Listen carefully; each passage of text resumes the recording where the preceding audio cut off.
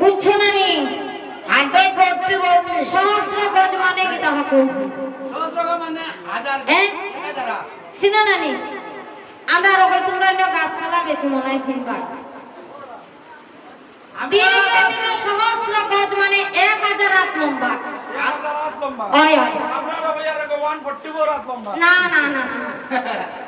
ঠিকও দর্শক কিন্তু একটু ভুল করে লইছো হিসাব আয় আয়